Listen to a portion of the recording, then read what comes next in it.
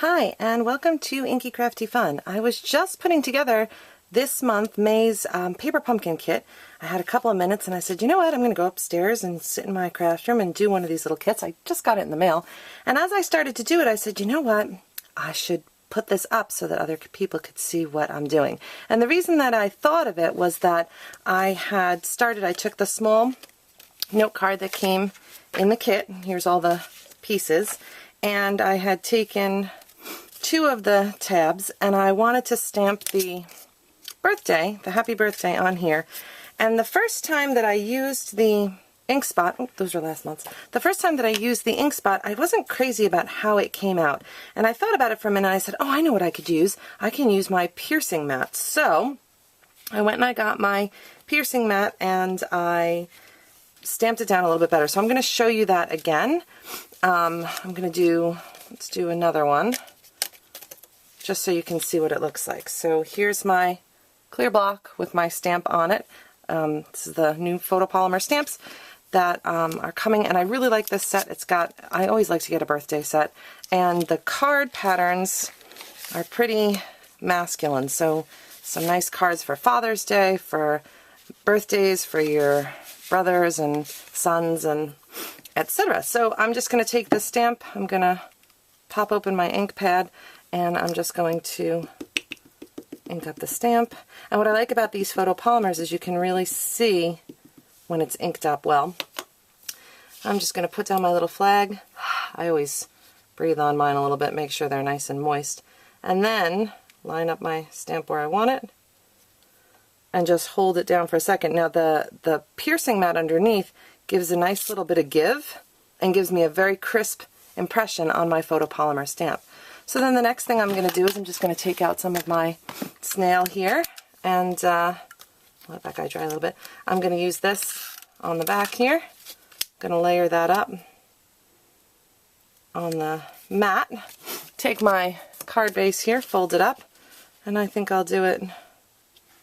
Let's do something right about here.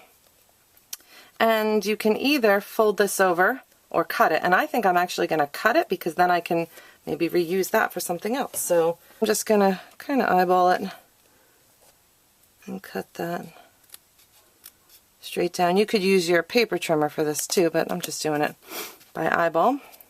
Then I have these nice little, came with dots, candy dots and dimensionals and a little bit of twine. And I can never find the end of the twine. I think this is it. There we go. I'm going to pull a little bit of this twine off, maybe loop it around here. Oops, come back here. Let's give it 2 loops. Cut the end off. And then I'll tie a little knot maybe there. Take my card base. Let's do this with a dimensional. Let's put one right on that string so that it doesn't move around. And we'll put one on the other end to keep it up. And that is pretty much going to be that. We're going to put that on, line it up nicely. And there you go. There's a very quick little birthday card. The set also comes with 2 different size envelopes, if I can locate them. Where'd you go, envelopes? I know you're in here somewhere. Here they are. We've got the gift card enclosure kind and the regular card. And you'll see that these are perfectly the right size to put your gift card in. So that is one of the cool things that you can do with this month's paper pumpkin. And if you like these kits, they're really cute. They come once a month and it's perfect for a 30-minute craft escape.